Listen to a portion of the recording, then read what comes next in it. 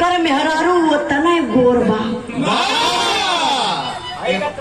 एक दिन के बाद बतावत बनी हाँ अजानत है हमरे मास्टर साहब का कइलन इनकर मेहरारू बड़ा जल्दी गरम हो जाले। तो ऐसे कौन मतलब हो जानत है वो गरम हो चाहे ठंडी हो। हाँ सच्चाई बताओ थी सही घटना। शंभू भैया एक दिन इनकर मेहरारू 3 बजे राती का फोन कैलस आई पसीना से तर हो गई। कैसो बिरहा में बाजार होना जाए के गाड़ी के पीछे बतियावत हुआ का हो का कहत हो करत रोज जाके टिन बजाइबा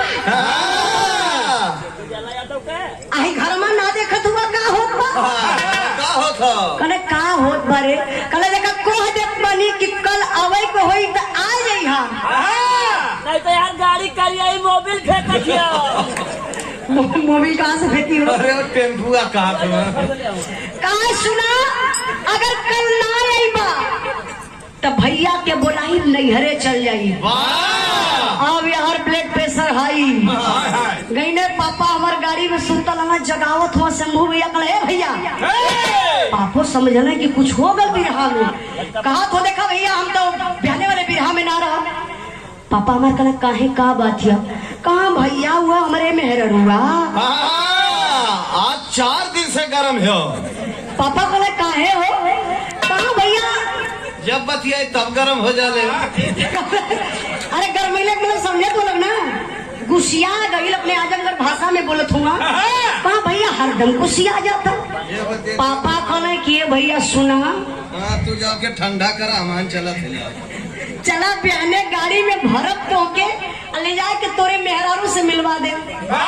ऐसे तो भैया आप सुना पापा लेके गाड़ी में इनके पहुंचले इनके दुआरे जैसे ही गाड़ी का गेट खोल के बाहर निकलना इनकर मेहरारू यहाँ ले लुक्का उठौलस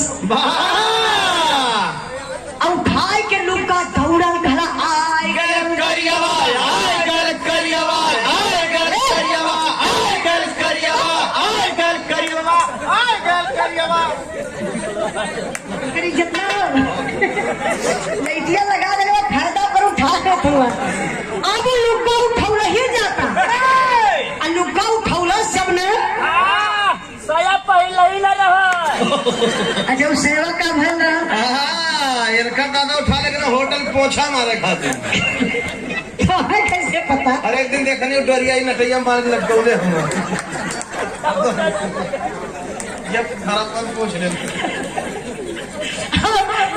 मेहरारू अभी लुक्का उठावा था घबरा जे तबले हमारे हिमाचल से पड़ा है अरे सरिया नीचे कैले नीचे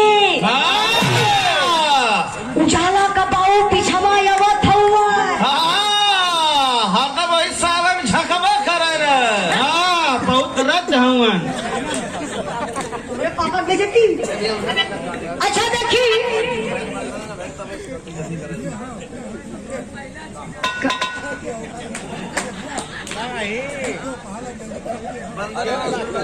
जल्दी करा नहीं ज्यादा अगर ज्यादा डिस्टर्ब हो तो कोनो बात नहीं। जियालाल भी अगर ज्यादा डिस्टर्ब हो तो बंद कर सकते तब का परेशान होगा आप डिस्टर्ब करबा हमारा ना ठीक है ना। आप 3-4 बार कभी नहीं की जल्दी मतलब का भी रहा ना हो कैसे मिनट गई है पूछा और नहीं तो मिनट बताइए अब तुरंत हम गा के बैठ गए कोनो बात समय नहीं। बताओ कैसे कब से आप थोड़ा से जानी लेना मूड बनल रहा तो बिगड़ जाला। अभी विवाह का टाइम हो थोड़ा से प्लीज शांति बनाइए आप लोग।